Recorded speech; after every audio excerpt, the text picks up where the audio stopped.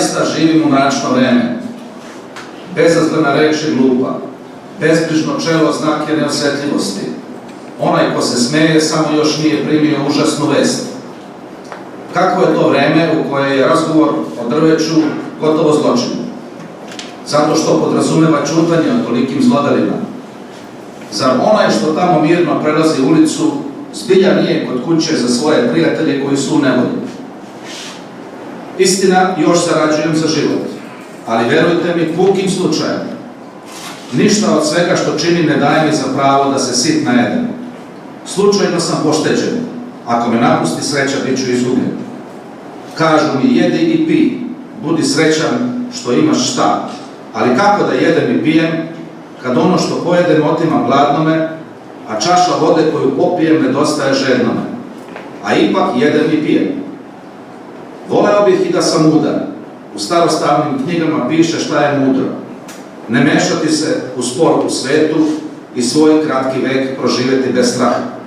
Održati se i bez nasilja, zlo uzvraćati dobrim, svoje želje ne ispunjavati nego ih zaboravljati, smatra se mudrim. Ja sve to ne mogu. Zaista živim u mračno vreme. Dobar dan. Ja sam Nenad Prokić, bit ću moderator ovog razgovora. Pozdravljam vas u ime organizatora Građanskog demokratskog foruma i foruma pisaca na prvoj tribini u seriji koja će slediti. Trudit ćemo se da u tradiciji Beogradskog kruga da to budu rasprave na najaktuelnije teme koje bi trebalo da pomognu javnosti da stvori kritički stav na osnovu nezatrovane, nekorumpirane i nezavisne informacije. Evo nas skoro posle 30 godina. Jugoslavija je 1990. godine bila dužna 15 milijardi dolara, danas su sve bivše republike dužne sve zajedno 145 milijardi dolara, a narod je nezadovoljan, loše živi, nema perspektivu, a ima i glad. Sve opasnosti na koje smo upozoravali tokom tribina Beogradskog kruga u Domu omladine, ovde malo niže, pre 30 godina, su se desetostruko ostvarile. Istinska, otrežnjujuća slika Srbije nije samo ono što je uradila, već i ono što je propustila. I konačno, pre svega, ono što je trpela. A ljudi nisu nikada tako opasni kao kada se svete za grehe koje su sami počinili. Zato ćemo opet voditi tribine, otvorene tribine upozorenja, jer naše društvo nije odmaklo od upozoravajućeg statusa i potrebe za paničnim svetlom u mraku u kojem se tako dugo nalazi. Ne želimo da sve ovo ispadne kao neko obeležavanje opšteg društvenog poraza, ali je jasno da su svi ti političari koji su došli posle raspada Jugoslavije, da oni nisu služili ničemu ili su služili tome da saznamo da ne služe ničemu i nikome osim sebe i sopstvenom uskom okruženju.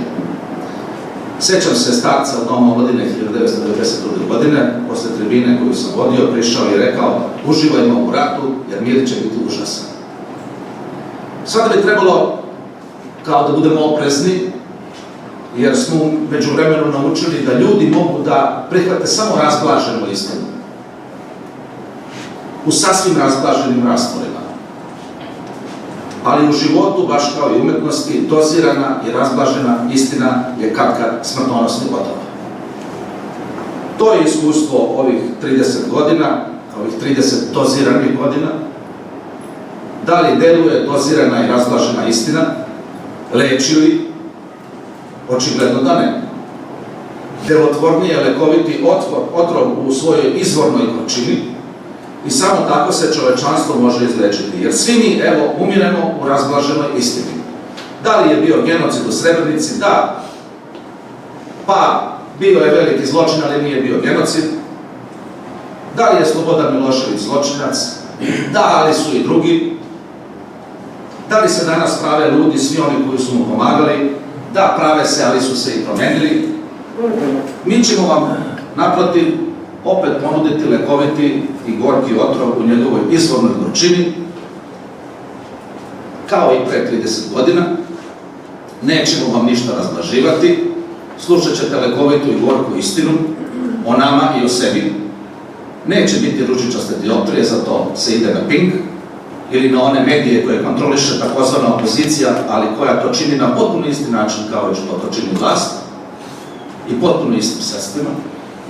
Pre 30 godina vlast je bila gora, ali i opozicija bila bolja nego danas. Imali smo Đinđića, a koga imamo sada? I dok oba tabora danas i dalje izdaju, pljačkaju i pustoše Srbiju i ideju Evrope, baveći se lažnim kosovarenjima, mi ćemo i dalje služiti do posljednjeg trena Srbiji i Evropi. Još ima takvih koji veruju u pojam opšteg interesa, a za sopstvenu manipulaciju si sami.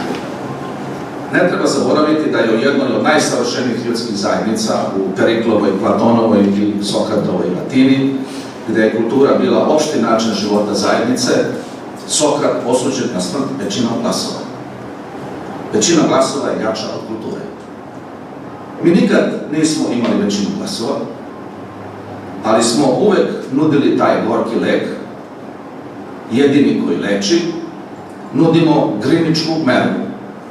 Jednog dana će se srušiti ovaj čovjek prenapregnutu masu i očajno će se onda od tog navodno kolosalnog vratiti ljudskoj meri.